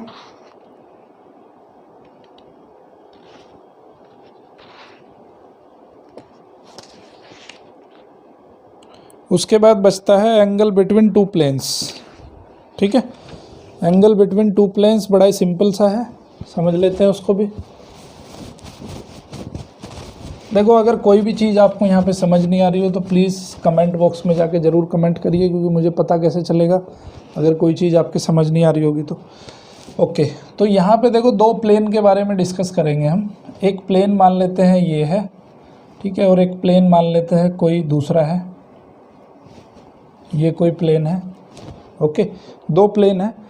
अब ये दोनों प्लेन एक दूसरे से कितना एंगल बना रहे हैं वो हमें फाइंड करना है। ओके, तो ये प्लेन जो है देखो अलग अलग है, मैं थोड़ा आपको इस तरह से दिखा देता हूँ। ये मान लेते हैं हमारे पास दो प्लेन है, एक प्लेन यहाँ है कहीं और एक प्लेन यहाँ पे है। ठीक है, अब हमें इन पे जो है डिस्टेंस, इन पे कितना एंगल ये बना रहे हैं प्लेन एक दूसरे से, वो हमें फाइंड करना है। ठीक है, ये दो प्लेन है। ओके, तो देखो सिंपल तरीका क्या है कि इन प्लेन का हम नॉर्मल फाइंड करें, क्योंकि प्लेन का नॉर्मल तो दिया होता है, उसके डायरेक्शन कोसाइंस तो दिए होते हैं हमें। तो उस प्लेन का नॉर्मल वेक्टर और दूसरे प्लेन का नॉर्मल वेक्टर, दोनों के बीच का एंगल अगर निकाल लेते हैं हम, तो जो दोनों के बीच का एंगल होगा वही एंगल उन प्लेन के बीच में भी होगा। ठीक है भाई, देखो अगर ये बोर्ड है, दूसरा बोर्ड है, तो इसका परपेंडिकुलर ले लें और उसका परपेंडिकुलर ले लें, तो जो एंगल दोनों प्लेन के बीच होगा वही एंगल इन दोनों परपेंडिकुलर के बीच होगा। ठीक है, तो कोई प्लेन अगर हमें दे दिया है, तो इस प्लेन का अगर n1 नॉर्मल है और इस प्लेन का अगर n2 नॉर्मल है, तो दोनों के बीच का एंगल कैसे फाइंड करते हैं? कोस थीटा किसके बराबर होता है? n1 dot n2 upon n1 का मैग्नीट्यूड और n2 का मैग्नीट्यूड, इसको सबको ले लेते हैं पॉजिटिव। ठीक है, तो इस तरह से हम किसी भी दो प्लेन के बीच के एंगल को फाइंड कर सकते हैं। ओके, अभी इस पे बेस्ड एक एग्जांपल देख लेते हैं तो पिक्चर और थोड़ी क्लियर हो जाएगी। ओके,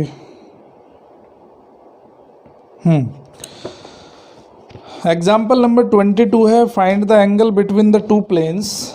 एग्जाम्पल नंबर 22, प्लेन उसने दे दिया है 2x plus y minus 2z is equal to 5।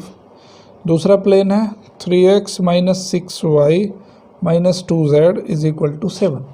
तो मुझे बताओ n1 की वैल्यू क्या हो जाएगी? ये हो जाएगी 2i प्लस जे माइनस 2k। इसके डायरेक्शन को रेशोस क्या हो जाएंगे? 2 1 माइनस 2। n2 क्या हो जाएगा? 3i minus 6j minus 2k।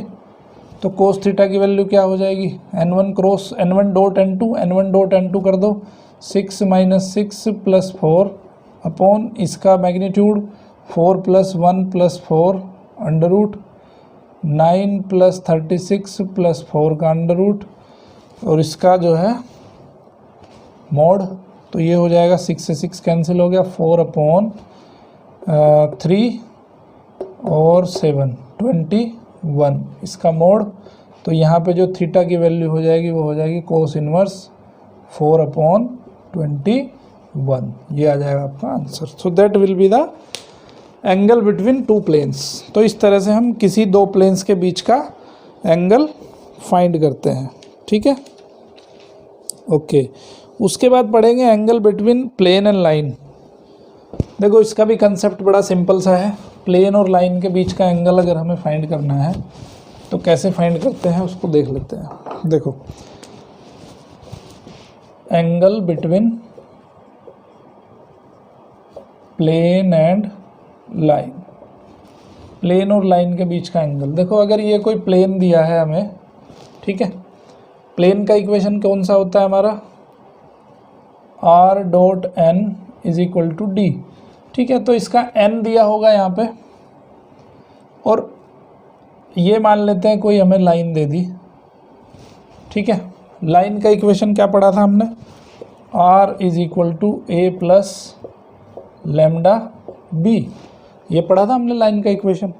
तो ये कोई लाइन दी है, ये वाली कोई लाइन है, r is equal to a plus lambda b, ठीक है। r is equal to a plus lambda b कोई लाइन है हमारे पास इस तरह से। तो अब देखो मैंने क्या बताया था आपको कि जो b वेक्टर है, b वेक्टर इस लाइन के पैरेलल वेक्टर होगा।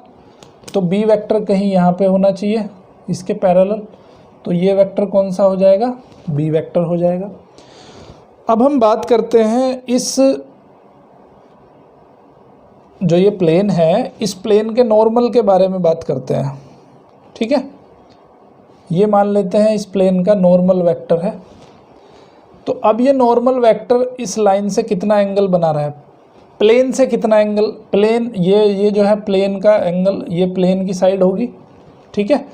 तो अगर ये लाइन और प्लेन के बीच का एंगल अगर थीटा बन रहा है, ध्यान से समझो, ये प्लेन है और ये लाइन है, इन दोनों के बीच का एंगल कितना बन रहा है, थीटा बन रहा है।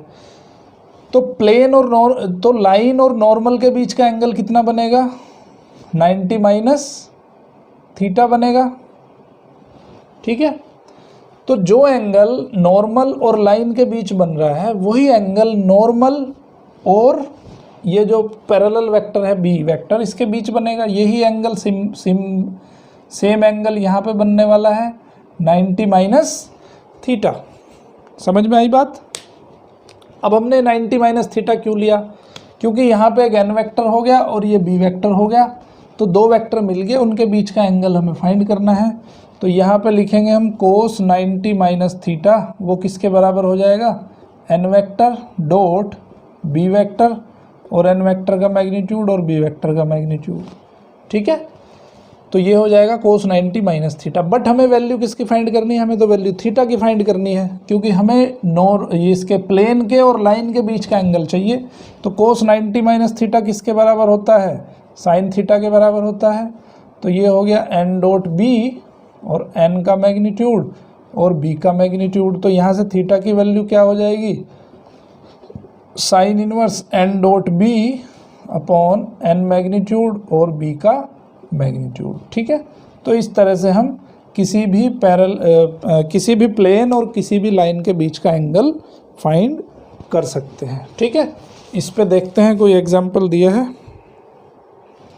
देख लेते हैं कोई एग्जांपल अगर दिया होगा तो इस पे बेस्ड।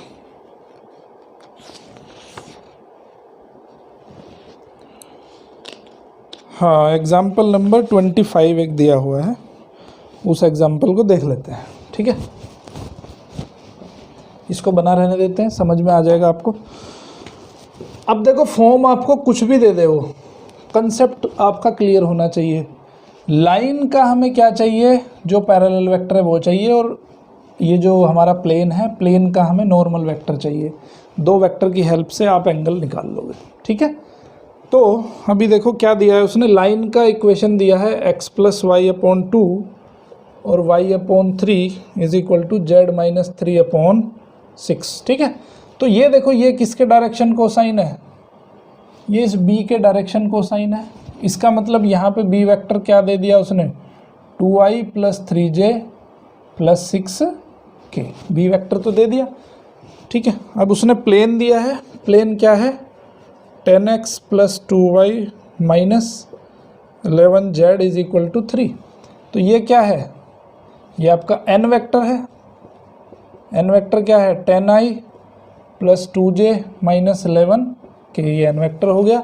तो यहाँ से साइन थीटा किसके बराबर आ जाएगा, साइन थीटा आ जाएगा n vector dot b vector upon n vector का मैग्नीट्यूड, b वेक्टर का मैग्नीट्यूड, दोनों का डॉट प्रोडक्ट करो तो ये आ जाएगा 20 plus 6 minus 60, 6 upon 4 plus 9 13, 13 plus 36 49, 49 under root, और ये आ जाएगा आपका 100 + 4 + 121, ठीक है, कितना हो गया 225।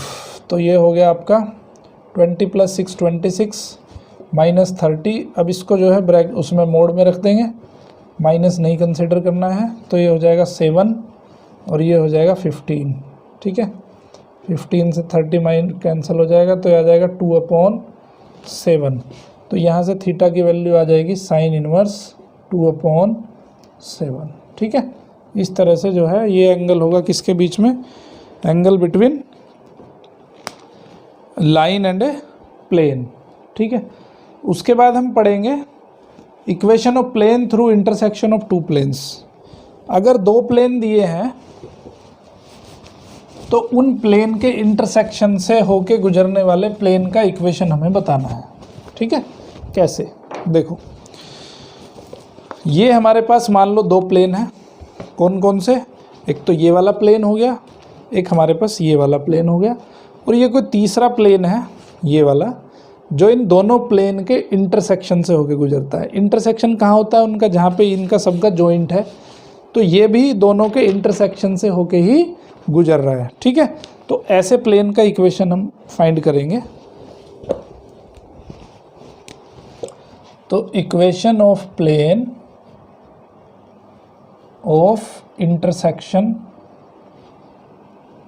Of two planes, equation of plane passing through intersection of two planes. दो प्लेन का इंटरसेक्शन हो रहा है, तीसरे प्लेन, दोनों प्लेन के इंटरसेक्शन से वो प्लेन पास हो रहा है, तो उसका इक्वेशन हमें बताना है। पहला प्लेन मान लेते हैं हमारा, प्लेन का इक्वेशन कैसे होता है, r-a डॉट, देखो प्लेन के इक्वेशन की कई सारी इक्वेशन है, ठीक है, कोई सा भी इक्वेशन आप यहाँ पे लिख सकते हो प्लेन के लिए, ठीक है। तो जो भी इक्वेशन आपको पसंद हो उस इक्वेशन को यहाँ पे लिखा जा सकता है। तो इसमें कोई हार्ड एंड फास्ट रूल नहीं है कि केवल उसी इक्वेशन को लिखना है, ठीक है। तो सबसे सिंपलेस्ट वाली फॉर्म हमारी क्या थी, सबसे सिंपलेस्ट वाली फॉर्म को हम लिख लेते हैं। सिंपलेस्ट वाली फॉर्म क्या थी हमारी, जो हमने फोर्थ वाले में निकाली थी, ठीक है, r dot n cap, n1 cap कहेंगे इसको, और dot is equal to d1, ठीक है। ये हो गया आपका पहला प्लेन का equation, r dot n1 is equal to d1। दूसरे प्लेन का इक्वेशन हो गया r dot n2 is equal to d2, ठीक है। तो इस प्लेन का इक्वेशन कैसे लिखेंगे, जो इन दोनों प्लेन को कंटेन करता हो, जो दोनों प्लेन के इंटरसेक्शन से होकर गुजरता हो। तो देखो इसको लिखेंगे प्लस लैम्डा इसमें ऐड कर देंगे, तो ये हो जाएगा r dot n1 cap plus lambda और r dot n2 cap is equal to, इसमें लैम्डा का मल्टीप्लाई करके ऐड कर देना है बस, d1 प्लस लैम्डा d2, ठीक है। तो ये हो जाएगा आपका इक्वेशन ऑफ प्लेन। अब यहाँ से देखो लैम्डा की वैल्यू हमें फाइंड करनी है, तो लैम्डा की वैल्यू के लिए वो कोई कंडीशन देगा, उस कंडीशन की हेल्प लेते हुए हमें लैम्डा की वैल्यू फाइंड हो जाएगी, ठीक है। अगर यही चीज़ उसने जो है सर्टेजियन इक्वेशन में दे दिया, तो सर्टेजियन इक्वेशन में कैसे करना है, मान लेते हैं कि a1x plus b1y plus c1z is equal to d1 दे दिया। दूसरा equation a2x b2y c2z is equal to d2 दे दिया। तो अब जो इक्वेशन होगा वो क्या हो जाएगा हमारा, a1x प्लस b1y, सिंपल इसी की तरह से c1z प्लस उसमें जो है लैम्डा का मल्टीप्लाई करो, a2x plus b2y plus c2z is equal to d1 plus lambda d2। तो ये इक्वेशन हो जाएगा हमारा प्लेन का इक्वेशन, जो दोनों के इंटरसेक्शन से पास होता है। अब इस पे बेस्ड हम एक एग्जांपल देख लेते हैं, तो ये चीज़ आपको जो है समझ में आ जाएगी बहुत अच्छे से। एग्जांपल दिया है आपका 20th एग्जांपल है, कैलकुलेशन थोड़ी ज़्यादा है लेकिन फिर भी उसको समझ लेते हैं एक बार, ठीक है। Example number 20। तो 20 एग्जाम्पल में क्या कह रहा है, दो प्लेन का इक्वेशन दिया होगा आपको। प्लेन का इक्वेशन है पहले का r dot I plus J plus के इज इक्वल टू 6, ये पहला प्लेन है। एंड दूसरा प्लेन है r dot 2i plus 3j plus 4k is equal to -5। और देखो जो इन दोनों प्लेन के इंटरसेक्शन से होके गुजर रहा है वो प्लेन जो है 1 1 1 से पास भी होता है, तो वो कंडीशन दी है उसने। तो रिक्वायर्ड प्लेन का इक्वेशन क्या आ जाएगा, रिक्वायर्ड प्लेन हो जाएगा आपका r dot I plus J plus के, अब इसमें प्लस लैम्डा कर दो, लैम्डा, और r डॉट को बाहर ले लिया हमने, तो यह आ जाएगा 2i plus 3j plus 4k, ठीक है, is equal to 6 minus 5 lambda, ठीक है। ये हो जाएगा आपका रिक्वायर्ड प्लेन का इक्वेशन। अब देखो लैम्डा की वैल्यू यहाँ पे कैसे फाइंड करते हैं हम, ठीक है। अब इसको हम सर्टेजियन में कन्वर्ट कर लेंगे। सर्टेजियन में कन्वर्ट करेंगे तो r की जगह क्या लिखेंगे हम, एक्स आई वाई जे प्लस जेड के लिखेंगे, और इसका डॉट करेंगे। यहाँ पे क्या लिख देंगे हम, 1 प्लस 2 लैम्डा आई, इसको लिखेंगे 1 प्लस 3 लैम्डा जे, ये हो जाएगा 1 plus 4 lambda k is equal to 6 minus 5 lambda, ठीक है। अब इसको जो है डॉट प्रोडक्ट कर लो। डॉट प्रोडक्ट करेंगे तो क्या आएगा, 1 plus 2 lambda x, 1 plus 3 lambda y, 1 plus 4 lambda z is equal to 6 minus 5 lambda, ठीक है। अब आगे ये रिक्वायर्ड इक्वेशन ऑफ प्लेन। अब ये प्लेन पास होता है किससे, इट पासिस थ्रू 1 1 एंड 1, ये 1 1 1 से पास हो रहा है। तो 1 1 1 से अगर ये पास होता है तो ये उसको सेटिस्फाई करना चाहिए। तो एक्स वाई जेड की जगह क्या रख दो, 1 1 1 रख दो। तो ये क्या हो जाएगा, 1 plus 2 lambda into 1, 1 plus 3 lambda into 1, 1 plus 4 lambda into 1 is equal to 6 minus 5 lambda. तो यहाँ से क्या होगा, लैम्डा की वैल्यू निकल जाएगी, ठीक है। और इसको मान लेते हैं हम इक्वेशन नंबर 1, इस वाली को। फिर लास्ट में उसकी वैल्यू, उसमें लैम्डा की वैल्यू यहाँ पे पुट कर देंगे तो ये इक्वेशन आ जाएगी आपकी। तो यहाँ पे क्या करेंगे अब हम, इसको सोल्व कर लेंगे। तो ये हो जाएगा 1 plus 2 lambda, 1 plus 3 lambda, 1 plus 4 lambda is equal to 6 minus 5 lambda. 1 plus 1 कितना हो गया, 3, और 3 को उधर ले जाओ तो 3 हो जाएगा। इधर कितना बचेगा, 4 3 7 7 2 9 9 और प्लस 14 लैम्डा हो जाएगा। 14 लैम्डा इज इक्वल टू 3 आ जाएगा। तो लैम्डा की वैल्यू आ गई 3/14, ठीक है। अब ये लैम्डा की वैल्यू 3/14 यहाँ पे रख दो इक्वेशन नंबर 1 में। तो ये हो जाएगा 1 प्लस 6/14 या 3/7 लिख देता हूँ, 3/7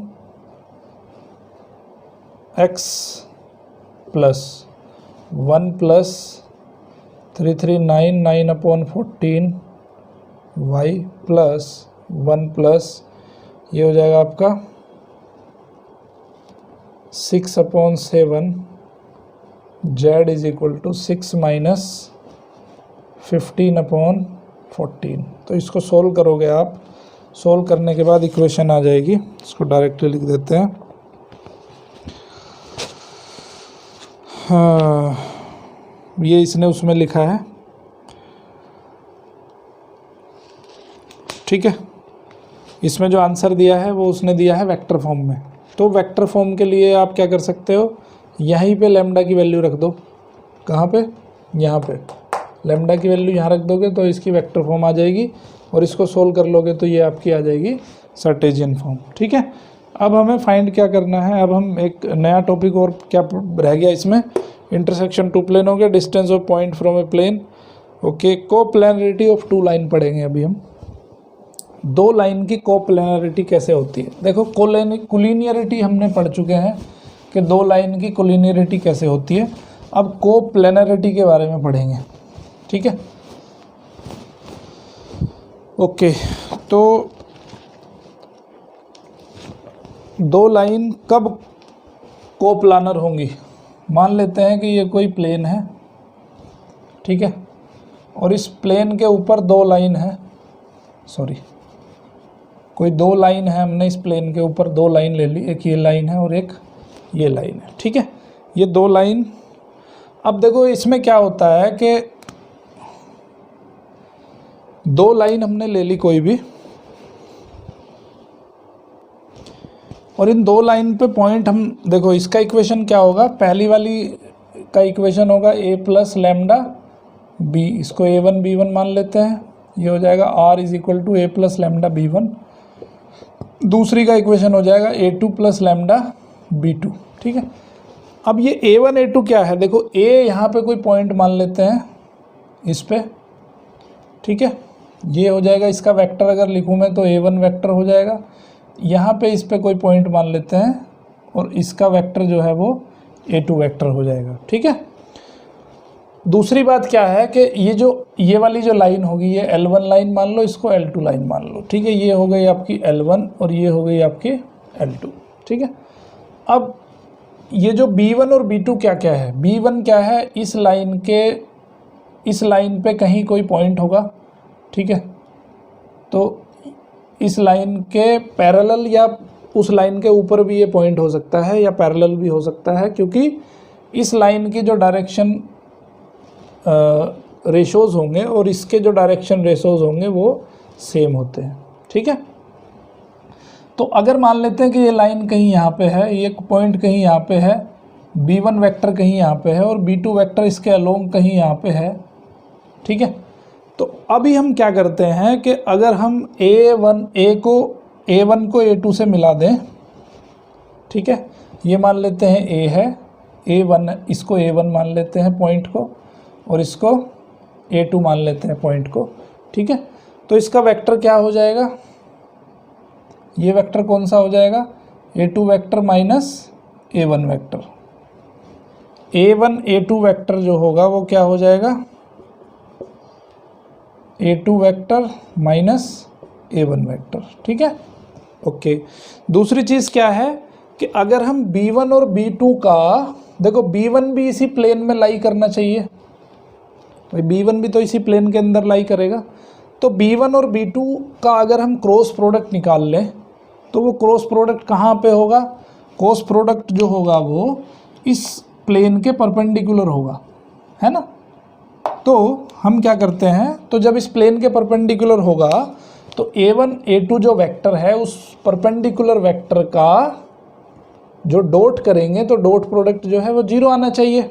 इसका मतलब क्या है कि A1 A2 vector will be perpendicular to B1 और B2 का अगर हम क्रॉस प्रोडक्ट करते हैं तो उसके परपेंडिकुलर वो होना चाहिए, ठीक है भाई। A1 A2 vector will be perpendicular to B1 cross B2।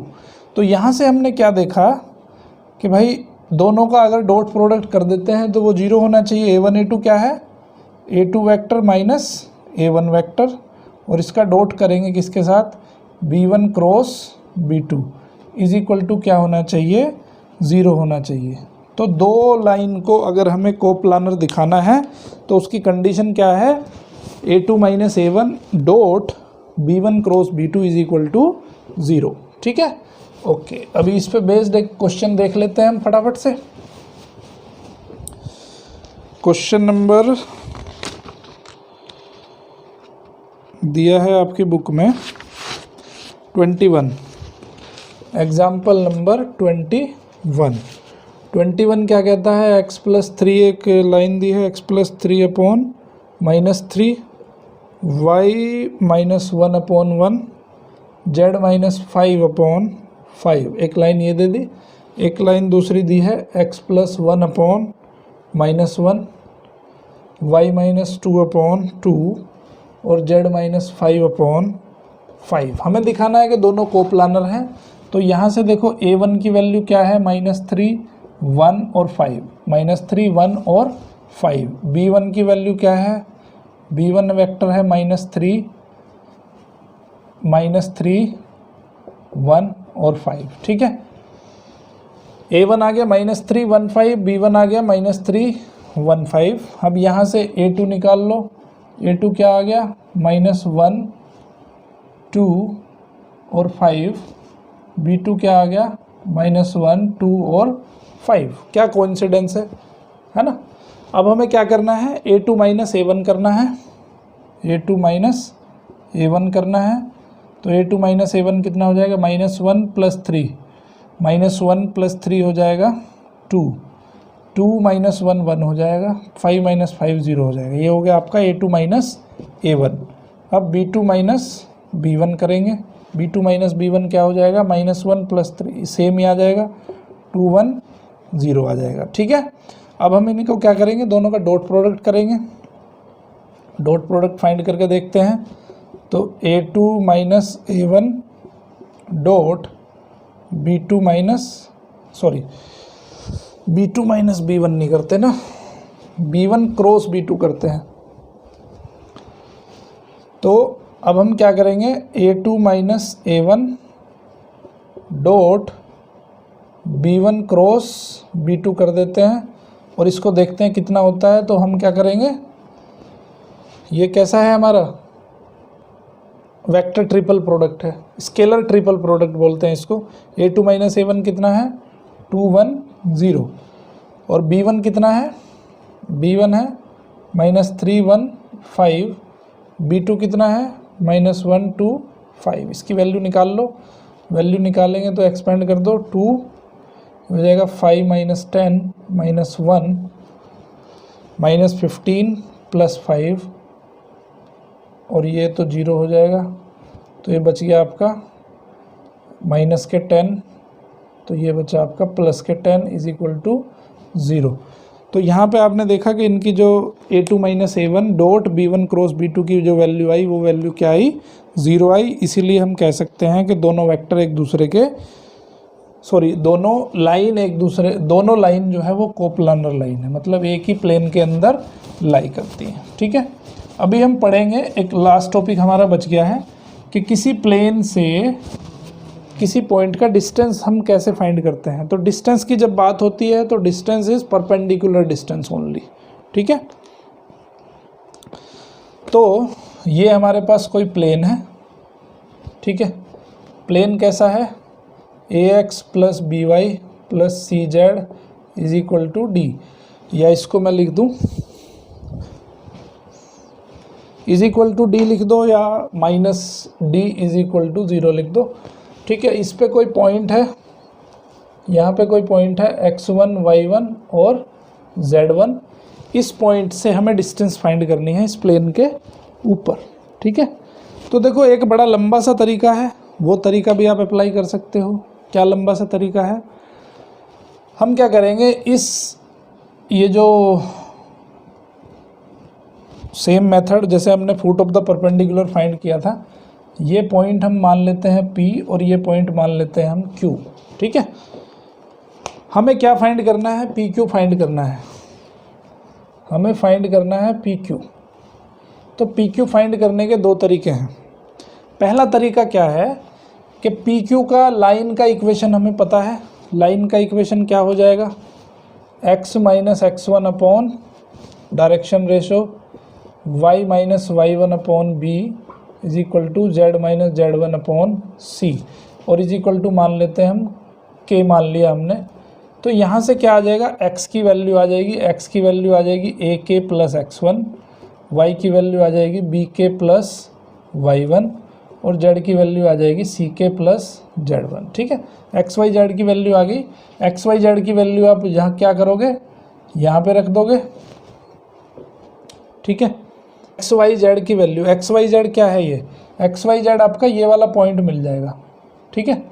ये पॉइंट क्या है आपका, एक्स वाई जेड पॉइंट है ये, ठीक है। तो अभी क्या होगा, जब आप एक्स वाई जेड को इसके अंदर रखोगे, ये वैल्यू जब इसकी रख दोगे तो यहाँ से क्या होगा, k की वैल्यू यहाँ पे निकल जाएगी। ठीक है, k की वैल्यू जब निकल जाएगी इसमें जब पुट करोगे k की वैल्यू निकलेगी, k की वैल्यू उल्टे फिर यहाँ पे रख दोगे तो x y और z की वैल्यू आ जाएगी। और x y z क्या है, ये पॉइंट है, तो ये पॉइंट आपको ऑलरेडी दिया गया है, तो डिस्टेंस फॉर्मूला से आप पी क्यू की वैल्यू फाइंड कर सकते हो। ठीक है, थोड़ा सा लंबा सा मेथड है बट हो जाएगा। ठीक है, दूसरा तरीका क्या है, दूसरा तरीका देखो, जैसे डिस्टेंस आपने पढ़ा था स्ट्रेट लाइन के अंदर, थोड़ा सा 2 डायमेंशनल ज्योमेट्री में चलते हैं। स्ट्रेट लाइन होती थी आपकी A X plus B Y plus C is equal to 0, A X plus B Y plus C is equal to 0, उस पर x1 y1 से आपको डिस्टेंस फाइंड करनी होती थी। तो सिंपली क्या करना है, हमें एक्स वाई जेड की जगह x1 y1 z1 रख दो, तो यहाँ पे जो डिस्टेंस आ जाएगी d वो आ जाएगी, या पी क्यू लिख दो इसको, तो पी क्यू की जो वैल्यू आ जाएगी वो आ जाएगी ax1 plus B y1 plus C z1 minus D upon, और डिस्टेंस को हमेशा लिखते हैं मोड के अंदर, पॉजिटिव रहेगी, अपॉन हो जाएगा a square b square plus C square का अंडर रूट। ठीक है, तो अगर आपको इस तरह से कोरिलेट कर सकते हो तो कोरिलेशन के तरीके से आप इसमें जो है इसमें याद करके उसको फॉर्मूला अप्लाई कर सकते हो। नहीं तो अगर आपको फाइंड करना है तो जो तरीका मैंने बताया आपको, ये फॉर्मूला भूल जाते हो तो उस तरीके से भी आप इसको फाइंड कर सकते हो। ठीक है, अब इस पे बेस से एक एग्जांपल ले लेते हैं। वैसे तो फॉर्मूला इसमें जो है बड़ा लंबा सा दिया है आपके बुक में तो, ठीक है। अगर देखो वेक्टर फॉर्म में ये दे रखा है तो वेक्टर फॉर्म से पहले हम कन्वर्ट करेंगे प्लेन को सर्टेजियन फॉर्म में, तो सर्टेजियन फॉर्म में कन्वर्ट करने के बाद में फिर ये फॉर्मूला अप्लाई कर पाएंगे। ठीक है, तो एग्जांपल नंबर 24, इसमें आपकी बुक में जो है वेक्टर फॉर्म में भी दिया है फॉर्मूला, तो वो भी आप अप्लाई कर सकते हो। ठीक है, तो वेक्टर फॉर्म में क्या दिया है उसने, वेक्टर फॉर्म में दिया है a dot n minus D upon, बड़ा ही टिपिकल सा फॉर्मूला है। ठीक है, इसको ना ही याद रखो तो बढ़िया है। ओके, याद रख सकते हो तो रख लेना भाई, मेरे याद तो नहीं होता बिल्कुल भी। तो 24th दिया है क्वेश्चन उसने, एक यहाँ पे प्लेन है, प्लेन का इक्वेशन दिया है r dot 6i minus 3j plus 2k is equal to 4, और एक पॉइंट दिया है यहाँ पे p 2 5 माइनस 3। मैं थोड़ा इसको आपको कोरिलेट करके दिखा रहा हूँ। ठीक है, तो दोनों तरीक़ों से आपको इसको फाइंड करके दिखाऊंगा कि दोनों तरीक़ों से ये डिस्टेंस को कैसे फाइंड कर सकते हैं। सबसे पहले तो क्या करो, इसको आप किस में कन्वर्ट कर लो, सर्टेजियन फॉर्म में कन्वर्ट कर लो, तो क्या हो जाएगा 6x minus 3y plus 2z minus 4 is equal to 0 हो जाएगा। ठीक है, ये आ गई इसकी सर्टेजियन फॉर्म। तो सिंपली जो है आप d की वैल्यू फाइंड कर सकते हो। कैसे, x की जगह पे x1 रख दो, 6 into 2 3 into 5 plus 2 into minus 3 और माइनस 4 अपॉन, इसका फिर मैग्नीट्यूड ले लो माइनस 3 स्क्वायर प्लस 2 स्क्वायर का अंडर रूट, इसको जो है मोड के अंदर ले लो, ये हो जाएगा 12 minus 15 minus 6 minus 4 upon 36 plus 9 plus 4 under root. तो ये आ गया आपका 12 माइनस 15 माइनस 3 और माइनस 6 माइनस 9 और माइनस 4 माइनस 13, तो माइनस का साइन छोड़ देंगे, सिर्फ हम ले लेंगे प्लस। ठीक है, तो यहाँ से d की वैल्यू आ गई आपकी 13/7। ठीक है, अब अगर आप ये तरीका भूल जाते हो या ये फॉर्मूला भूल जाते हो तो दूसरे तरीके से भी इसको कर सकते हो। वो दूसरा तरीका भी मैं आपको बता देता हूँ। इसकी जो है सर्टेजियन फॉर्म लिख लेते हैं, 6x minus 3y plus 2z is equal to 4। ठीक है, तो इसका जो नॉर्मल वेक्टर हो जाएगा वो क्या हो जाएगा 6i minus 3j plus 2k। ठीक है, तो स्ट्रेट लाइन का इक्वेशन क्या बनेगा, अब ये पॉइंट को हम q मान लेते हैं और इसको x y z मान लेते हैं। ठीक है, तो पी क्यू लाइन का इक्वेशन क्या बनेगा, x minus 2 upon 6 is equal to y minus 5 upon minus 3 is equal to z plus 3 upon 2 is equal to k मान लिया। तो x की वैल्यू क्या आ गई यहाँ पे 6k प्लस 2 आ गई, y की वैल्यू माइनस 3k प्लस 5 आ गई और z की वैल्यू 2k माइनस 3 आ गई। ठीक है, अब ये वैल्यू उठा के कहाँ पे रखनी है हमें, इसमें रखनी है। तो यहाँ पे k की वैल्यू हमें मिल जाएगी, तो वहाँ पे रख दो। तो ये हो जाएगा 6k प्लस 2, इसकी मल्टीप्लाई 6 में करनी है, माइनस 3k प्लस 5 आ जाएगा। ठीक है, और प्लस 2 इंटू 2k माइनस 3 आ जाएगा इज इक्वल टू 4। तो ये हो जाएगा 36k प्लस 12 प्लस 9k minus 15 plus 4k minus 6 is equal to 4। ये हो गया आपका 36k plus 9 45 plus 4 49k plus 12 minus 15 minus 3 और माइनस 6 माइनस 9 हो गए, माइनस 9 उधर जाके प्लस 9 हो जाएगा। तो ये हो जाएगा 14 इज इक्वल टू 13। तो k की वैल्यू आ गई 13 अपॉन 49। ठीक है, अब ये k की वैल्यू जब आप यहाँ पे पुट कर दोगे तो आपको x, y और z मिल जाएंगे। x, y और z मिल जाएंगे तो आप पी क्यू की वैल्यू फाइंड कर सकते हो। ठीक है, तो ये थोड़ा लेंदी मेथड है, बट इसमें क्या है कि कोई फॉर्मूला आपको याद नहीं रखना, सिर्फ कंसेप्ट के बेस से आप इसमें जो है आंसर निकाल सकते हो। ठीक है, ओके, अभी देख लेते हैं कोई पॉइंट तो आपका नहीं बच गया है चैप्टर में। Angle between line and plane हो गया, distance of a point from plane, angle between two planes हो गया, एग्जांपल्स हो गए, कोप्लेनरिटी हो गई, plane passing through intersection. Okay, तो ये चैप्टर आपका यहाँ पे अभी कंक्लूड होता है। अगर कोई आपको डाउट आते हैं तो देखो तरीका यही है सिर्फ कि इसमें कंसेप्ट पे फोकस करो आप। फॉर्मूले याद करना बहुत मुश्किल होता है। ठीक है, मेरे तो याद नहीं होते, पता नहीं आपके याद हो जाते हैं कि नहीं होते हैं। तो कंसेप्ट वाइज स्टडी करोगे तो ज़िंदगी में कभी भूलोगे नहीं, इसको लॉन्ग लास्टिंग याद रहेगा। अगर चैप्टर में कोई डाउट आते हैं तो कमेंट बॉक्स में जाके ज़रूर कमेंट दीजिए। कोई सुझाव है आपके, सुझाव भी आप अपने दे सकते हैं। चैनल को अभी तक अगर सब्सक्राइब नहीं किया तो सब्सक्राइब कर दीजिए बेल आइकन के साथ, जिससे आपको अर्ली नोटिफिकेशन मिल सके।